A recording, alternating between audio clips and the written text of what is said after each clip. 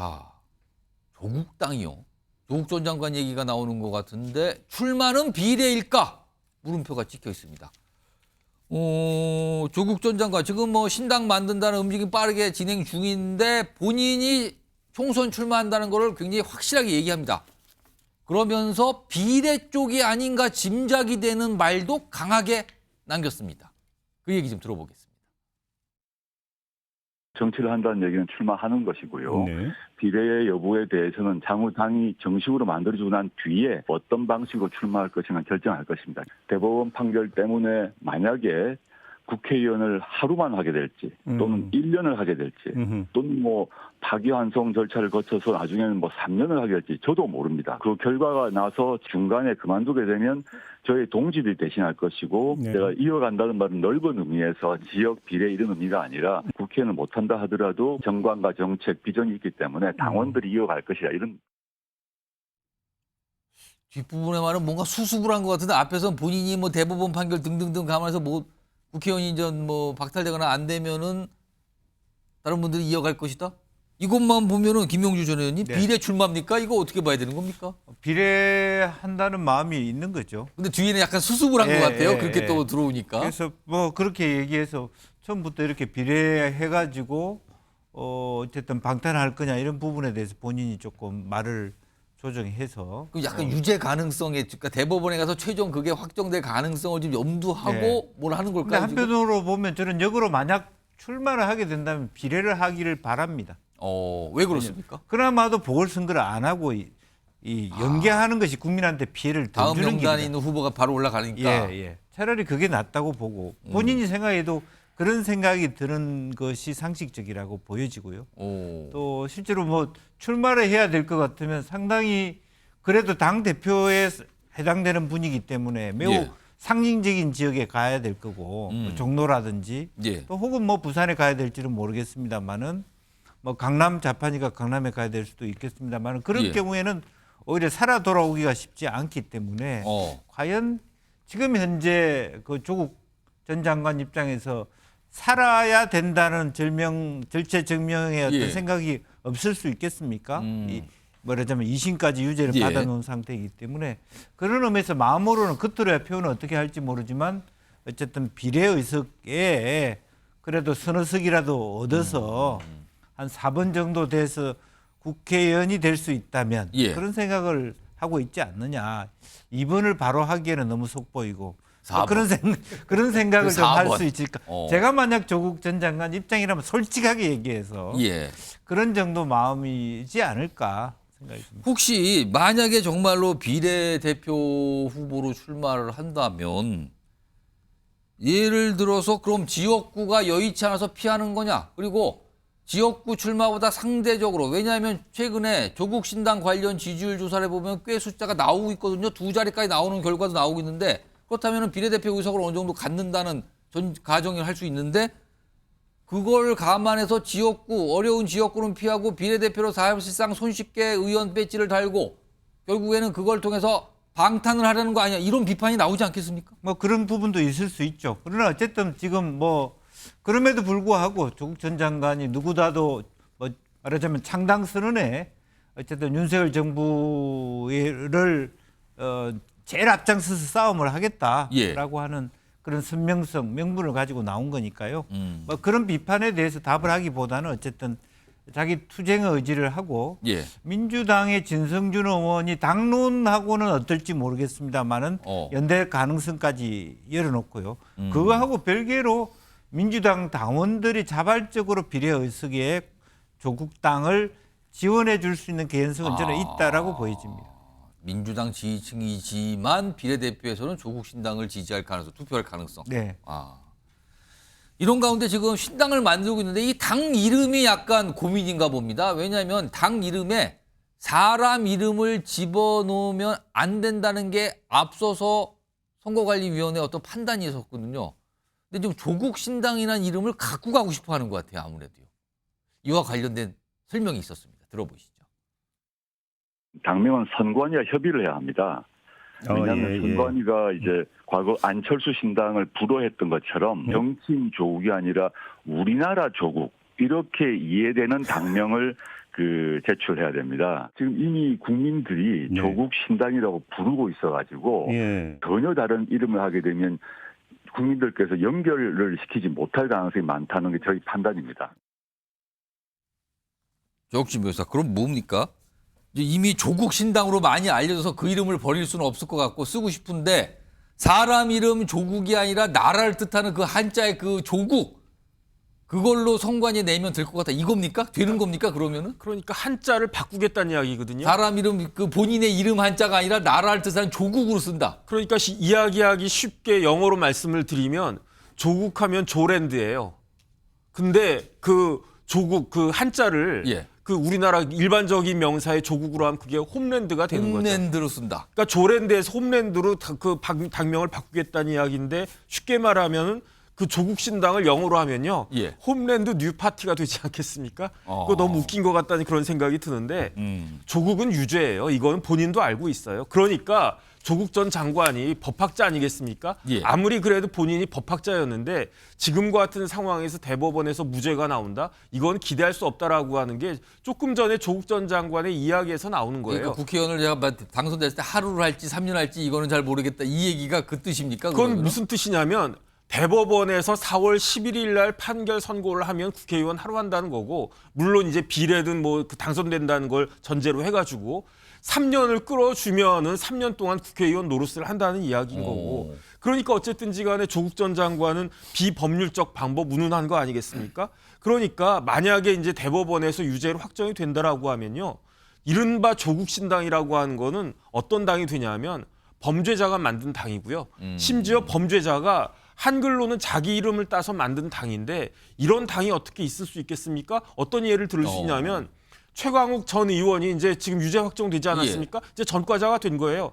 최광욱 전 의원은 자기 이름 따가지고 최강신당이라는 거 만들었다고 했을 때 그게 이게 말이 되는가? 저는 우리나라 역사상 최악의 당명이 친박연대라고 보여지거든요.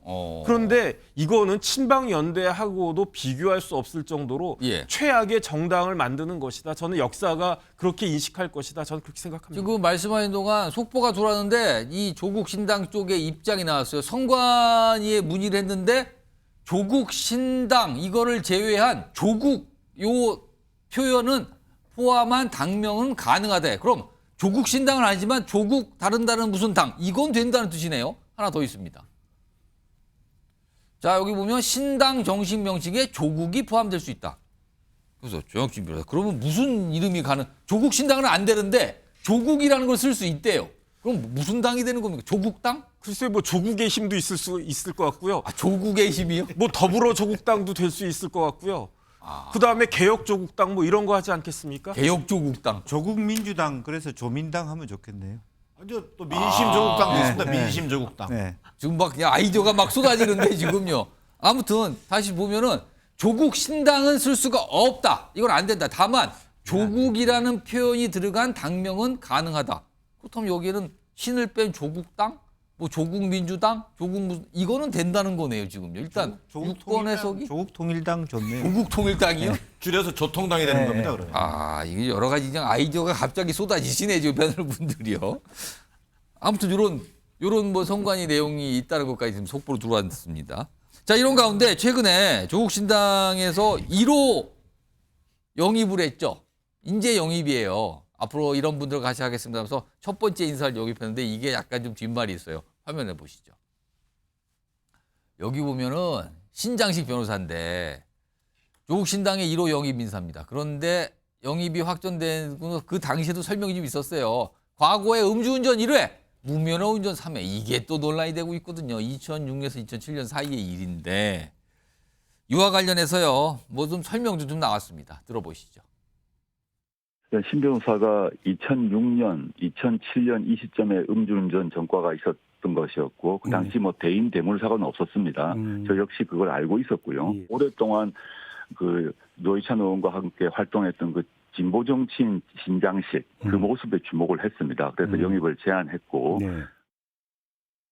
음주운전 한 번 했고 그다음에 그 무면허 운전도 있는데요. 이거는 사실 변명의 여지가 없습니다. 조금 더 열심히 좋은 정치를 해서 신장식 하면 아픈 기억도 떠오르지만 그래도 그놈 참 열심히 하네. 라는 기억도 떠올릴 수 있을 만큼 제가 열심히 하는 거 말고 다른 변명은 부적절하다 이렇게 생각.